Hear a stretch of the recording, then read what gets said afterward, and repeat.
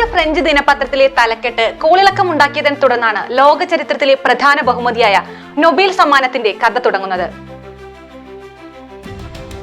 1888 മരണത്തിന്റെ വ്യാപാരി അന്തരിച്ചു, the merchant of death is dead എന്ന തലക്കെട്ടായിരുന്നു വിവാദം സൃഷ്ടിച്ചത്. ആൽഫ്രഡ് നോബലിന്റെ സഹോദരനായ ലുഡിഗ് നോബൽ മരിച്ചപ്പോൾ നൊബേൽ എന്ന പേരിന് മാത്രം ഊന്നൽ നൽകി മരിച്ചത് ആൽഫ്രഡ് നൊബേൽ ആണെന്ന് തെറ്റിദ്ധരിച്ചായിരുന്നു ആ തലക്കെട്ട് വന്നത്.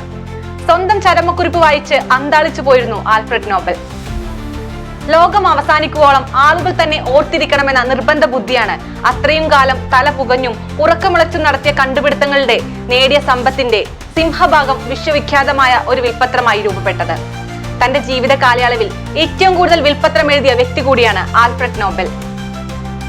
നൊബേൽ സമ്മാനം എന്ന കാഴ്ചപ്പാടിലേക്ക് നയിച്ച വിൽപത്രം ഏകദേശം 1 വർഷത്തോളം വെട്ടിയും തിരുത്തിയും റദ്ദാക്കിയും നിയമപരമായും എല്ലാം അതിജീവിച്ചവയാണ്. ഒടുക്കം സ്വീഡിഷ് നോർവീജിയൻ ക്ലബ്ബുമായി ഉടമ്പടിയിൽ ഒപ്പുവെച്ചു.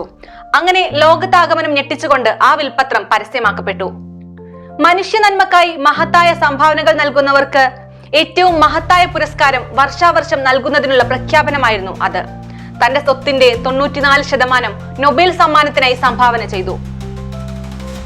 ബന്ധുക്കളുടെ എതിർപ്പിനെ തുടർന്ന് 1897 ഏപ്രിൽ 26 വരെ നിയമക്കുരുക്കിൽ കിടക്കേണ്ടി വന്നെങ്കിലും പിന്നീട് വിൽപത്രം നടപ്പിലാക്കാനായി നൊബേൽ ഫൗണ്ടേഷൻ രൂപീകരിച്ചു. 1897 നവംബർ 27 മുതൽ വർഷാവർഷം ഇത് നൽകി വരുന്നു. നൂറ്റാണ്ടുകൾ പിന്നിടുമ്പോഴും അല്പം പോലും മാറ്റിക്കുറയാതെ നൊബേൽ സമ്മാനം ചരിത്രത്തിൽ പ്രൗഢമായി നിലനിൽക്കുന്നു എന്നത് ആൽഫ്രഡ് നോബൽ എന്ന വ്യക്തിയുടെ സ്വപ്ന സാക്ഷാത്കാരത്തിന്റെ ഭാഗമാണെന്നത് പറയാതെ വയ്യ.